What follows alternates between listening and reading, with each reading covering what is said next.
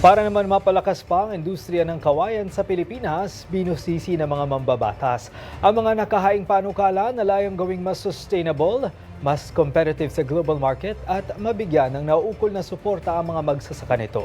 Para sa detalye live mula sa Batasang Pambansa, si Kate Renya. Kate? Yes, Sofia, kabilang nga sa mga panukalang natalakay ngayon ng Committee on Agriculture and Food ay itong paglikha ng Philippine Bamboo Authority at pagpapalakas ng Philippine Bamboo Industry Development Council.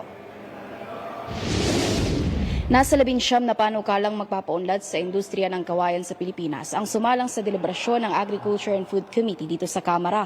Lahat ito ay pagsasamahin para maging isang substitute bill, habang gagamitin naman bilang working draft ng komite ang panukalang mula sa mga kongreso na nakapasa na sa ikatlo at huling pagbasa. Isa sa mga pangunahing layunin ng filed House bills ay ang pagbuo ng Philippine Bamboo Authority o Bamboo Philippines. Target din palakasin ng PBIDC o ang Philippine Bamboo Industry Development Council. Sa pamamagitan nito, inaasahang mas maraming magsasaka at negosyante ang mahihikayat na pumasok sa bamboo industry habang nagdadagdag ng trabaho at kabuhayan sa mga Pilipino. Ibinahagi naman ng Philippine Bamboo Foundation sa pagdinig na itong mga naunang panukalang nakapasa sa Kongreso ay nahihirapang makapasa sa Senado dahil sa kadahilanan ng kakulangan sa budget.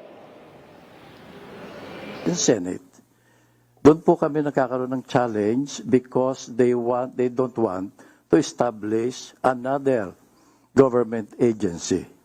They don't want to establish any government agency. So at that time, we were proposing, gawin na lang po yung bureau or whatever you want to connect it to the TI or the DA. Because the problem is the budget. We have been attending the council for almost 20 years.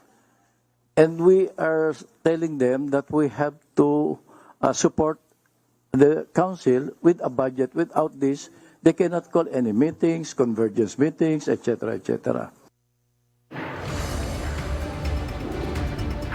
Samantala, Greg, iginiit naman ni Aklan 1st District Representative Jess Marquez ang pagkakaroon ng GIS o Geographic Information System na magmamonitor sa bamboo plantation sa buong bansa.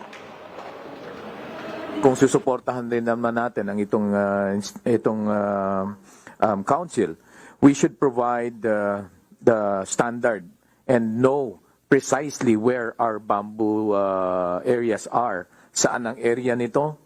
Ilan ang land area? Anong species? No? Date and year of establishment? Mortality? No? And napaka-importante. Not only in bamboo, but I think in all areas. I know the OST will agree with me about that, and also the DNR, because they also have the geospatial mapping system. Sinagundahan naman ito ng ilang mambabatas at anilay mas mabuti rin na mabigyan ng sapat na teknolohiya ang dapat sa mga ahensya sa industriya para maging mas accurate ang inventory ng kawayan sa bawat rehiyon. Nagpahayag naman ng suhestyon si Dr. Florentino Tesoro ng Bamboo Professionals Incorporated. Anyay hindi na kinakailangan bumuo ng research center dahil may mga partikular na ahensya naman nakatutok dito tulad ng Department of Science and Technology. Mas mabuti anya na maglunsad ng programang tututok sa pangangailangan ng kawayan sa bansa, saan lugar karapat dapat pagtanim ng bamboo at nararapat din malaman ang pangangailangan ng bawat magsasaka.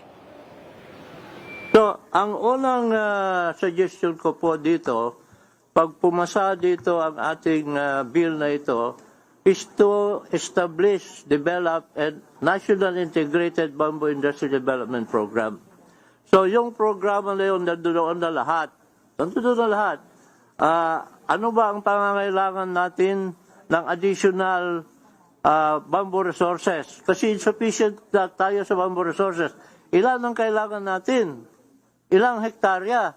Dapat lahat ng agencies of government involved in bamboo, dapat kasama yan. Also have an inventory of the demand ng industry. Hindi lang yung malalaking industry, but even the micro and small enterprises.